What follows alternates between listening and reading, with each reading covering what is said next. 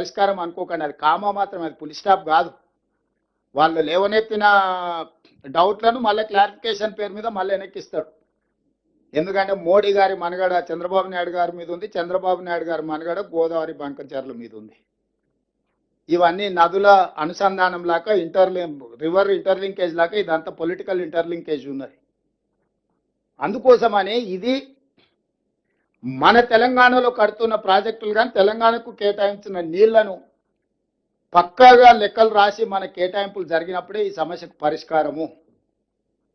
ఇది ఒక రోజు, ఒక నెల, ఒక సంవత్సరంలోనూ తేలే వివాదం కాదు. అందుకే ఈ హాల్లో ఉన్న ప్రతి ప్రజాప్రతినిధి దీన్ని నేర్చుకోవాలి. ప్రతి గ్రామంలో, మండలంలో, జిల్లాలో మీరు అంశాన్ని ఖచ్చితంగా మీరు ఏదైనా ఉపన్యాసం ఇవ్వండి.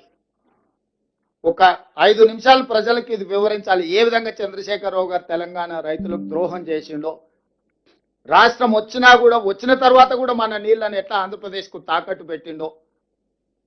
ఆ రోజు ఆయన ఇప్పుడు వీడియోలో చూసారు, ఆయన గొప్పల కోసం ఎట్లా మాట్లాడుతుండో. కొందరికి నచ్చదు, కొందరు కడుపు నొప్పి ఉంటుంది, కొందరికి అది ఉంటుంది. అసలు ఆలోచన ఎందుకు వస్తుంది ఆయనకి? ఎవరికో కడుపు నొప్పి ఉంటుందని, ఎవరికో బాధ ఉంటుందని. అంటే ఎవరన్నా ఆయన ఏమన్నా అనేరు కానీ అని ముందుగానే మన మీద బురద చల్లుతున్నాడు. మన ఉద్దేశాలను, మన ఆలోచనలని తప్పు పట్టాలన్నట్టుగా.